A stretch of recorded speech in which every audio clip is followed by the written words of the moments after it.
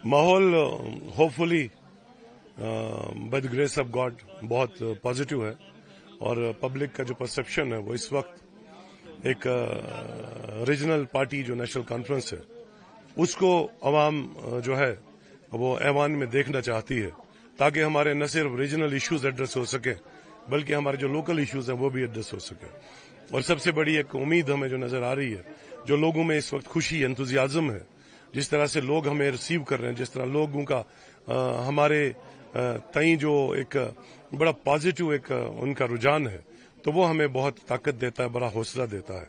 और हम उम्मीद करते हैं कि नेशनल कॉन्फ्रेंस न सिर्फ पूरी रियासत साबका रियासत जम्मू कश्मीर में बल्कि बानिहाल में एक थम्पिंग मेजॉरिटी से जीतेगी। कांग्रेस के साथ आपका अलायंस है, लेकिन यही से आप कांग्रेस और आपके बीच में लड़ाई हो रहा है। 90 सीटों पे हमने 90 में से 85 सीट्स पे हमारा अलायंस हुआ है, वहां पे हमारे ज्वाइंट कैंडिडेट्स हैं। लेकिन 5 सीट्स ऐसी हैं जहां पे हमारा बीजेपी के साथ कंटेस्ट नहीं है, डायरेक्ट कंटेस्ट नहीं है। इसलिए हमने ये फैसला किया, पार्टी हाईकमान ने ये फैसला किया कि यहां पे फ्रेंडली कंटेस्ट किया जाए। तो हम लोग यहाँ फ्रेंडली लड़ रहे हैं, लेकिन अपने हम मैनिफेस्टो पे लड़ रहे हैं, अपने इश्यूज पे लड़ रहे हैं, अपने एक विचारधारा पे लड़ रहे हैं और कंटेस्ट है। लेकिन कांग्रेस कैंडिडेट तो बोल रहे हैं कि कोई फ्रेंडली मैच है नहीं, फ्रेंडली फाइट है नहीं, लड़ाई जोर शोर हो रहा है। नहीं, contest is always a contest. आप जब कंटेस्ट कर रहे हो तो वो कंटेस्ट ही होगा, अब उसका नाम कोई भी दो।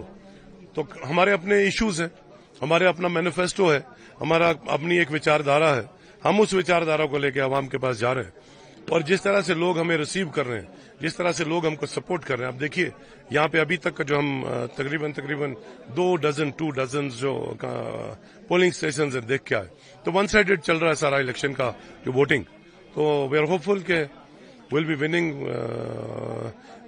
Bye a thumping majority in Banihal.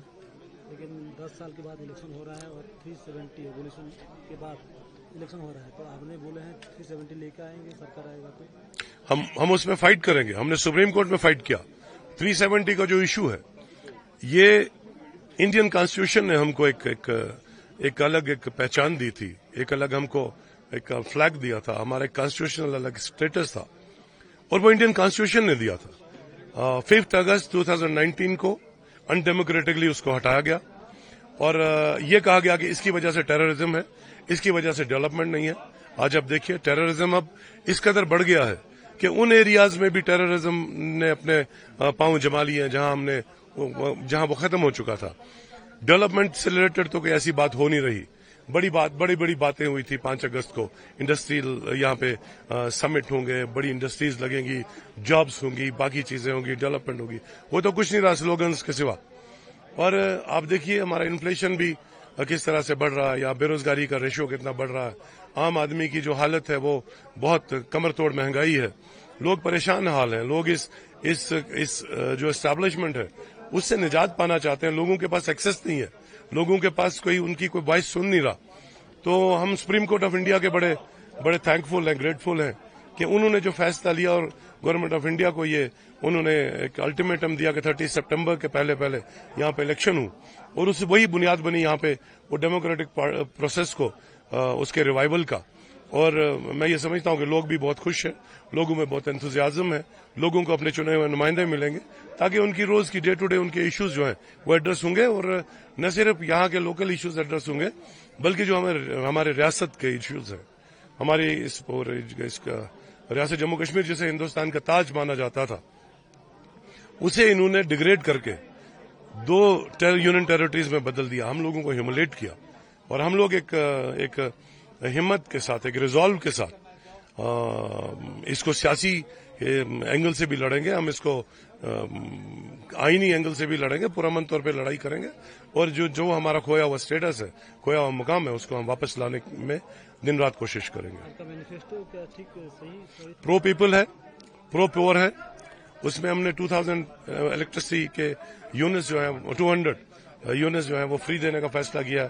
12 gas cylinder साल के फ्री देने का फैसला किया जो बिलो पॉवर्टी लाइन रहते हैं।